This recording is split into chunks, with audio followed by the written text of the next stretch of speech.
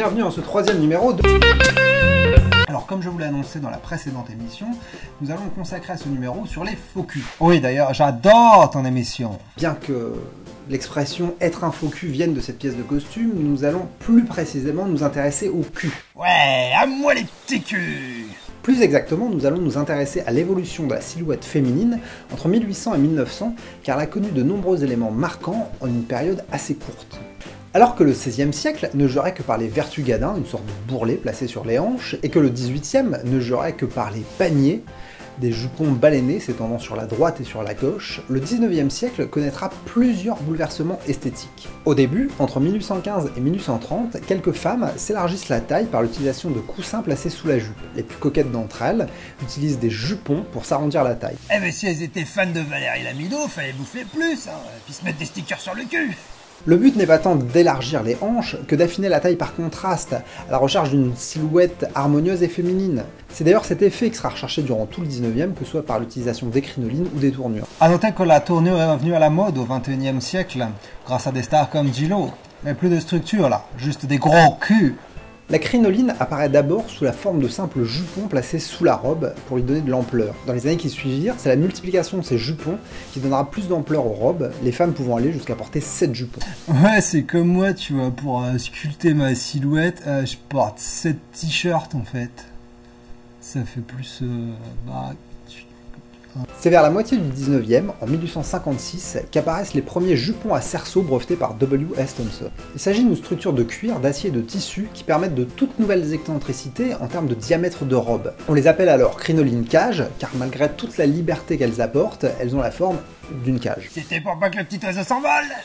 Il s'agit à l'époque d'une véritable révolution, car la multiplication des jupons faisait peser un poids considérable sur les femmes, mais surtout entravait les mouvements de leurs jambes. C'est donc une nouvelle liberté de mouvement qui s'offre à elle. Ainsi apparaît donc la crinoline. Et j'ai crié,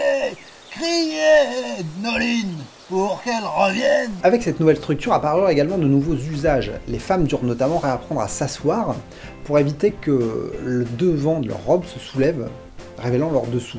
Il est amusant de constater que malgré sa courte existence, la crinoline a suffisamment marqué les esprits pour que ce soit la forme la plus couramment utilisée pour illustrer les robes de princesse, et ce, quelle que soit l'époque représentée. À partir de 1867, la crinoline commence à disparaître au profit de la tournure, autrement appelée faux cul. Quoi? Qu'est-ce qu'il y a encore? D'abord très volumineuse, à l'image de la crinoline, elle s'affinera progressivement jusqu'à n'être plus qu'une traîne. Elle s'évasera toutefois à nouveau avant de disparaître complètement vers 1890. La tournure prend d'abord la forme de coussin, de pouf fait de crin, mais également un volume en forme de queue d'écrevisse. Ou encore des armatures comme les strapontins, une sorte de nacelle d'arceau métallique ingénieuse assujettie par des bandelettes et qui n'était pas sans évoquer les capotes de voiture. Ah bah, les gonzesses et les bagnoles c'est tout pareil, hein. L'important c'est la carrosserie.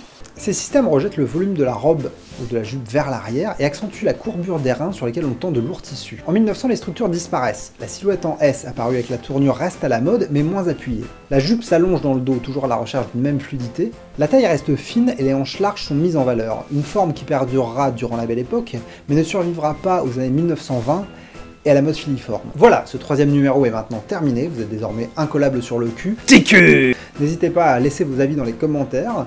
La thématique du prochain numéro reste encore à définir, alors n'hésitez pas à donner vos envies dans les commentaires, toujours. Je vous invite à vous inscrire à la chaîne pour être prévenu de la prochaine vidéo, et n'hésitez pas bien sûr à liker, partager, pouce vert et faire tout ce que Internet permet. À la prochaine.